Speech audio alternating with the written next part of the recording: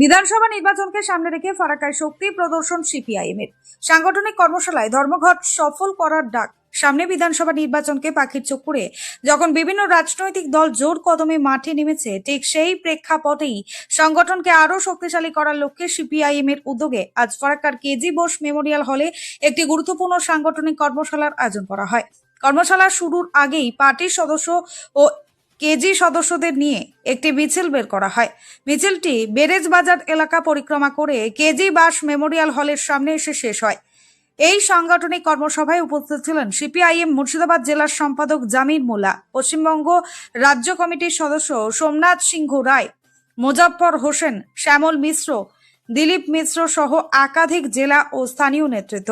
সভায় বক্তারা আগামী 12 ফেব্রুয়ারি সারা দেশব্যাপী সাধারণ ধর্মঘট সফল করার আহ্বান জানান। পাশাপাশি বর্তমান রাজনৈতিক পরিস্থিতিতে দলীয় সংগঠনকে আরো সক্রিয় ও শক্তিশালী করার উপর বিশেষ গুরুত্ব দেওয়া হয়।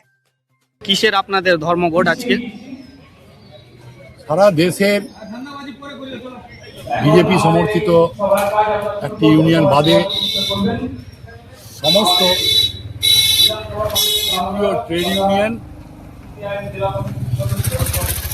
মোদী সরকার যে শ্রম কোড লাগু করেছে, সেই শ্রম কোডের বিরুদ্ধে এই ধর্মঘট আহ্বান করা হয়েছে। এই শ্রম কোডে শ্রমিকদের এতদিনের যে অধিকার 29টি আইনে ছিল, সেই অধিকারগুলো কেড়ে নেওয়া হচ্ছে। আমরা সমস্ত কেন্দ্রীয় ট্রেড ইউনিয়ন কেন্দ্রীয় সরকারকে বারবার বলা সত্ত্বেও কোনো শ্রমিক সংগঠনের সঙ্গে এই বিষয়ে কোনো আলোচনা না করে একতরফাভাবে মালিকদের স্বার্থে, কর্পোরেটদের স্বার্থে, ওই আদানি আম্বানির স্বার্থে যাতে কম পয়সায় বেশি সময় শ্রমিকদের আরও খাটানো যায়। এমনিতেই শ্রমিকরা সমস্ত জায়গায় তাদের যে নির্ধারিত নিয়মকানুন অনুযায়ী মজুরি সুযোগ সুবিধা আছে তা পাচ্ছে না, তারপরে আরও যাতে কমানো যায়, কাজের ঘন্টা বাড়ানো যায় এবং ট্রেড ইউনিয়ন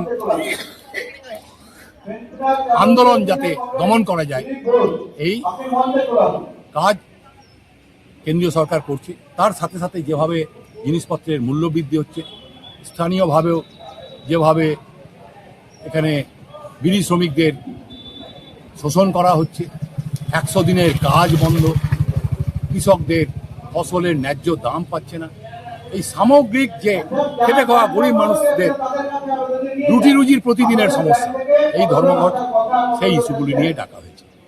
আপনার নাম? দিলীপ মিশ্র, আমি CI2 রাজ্য কমিটির সদস্য।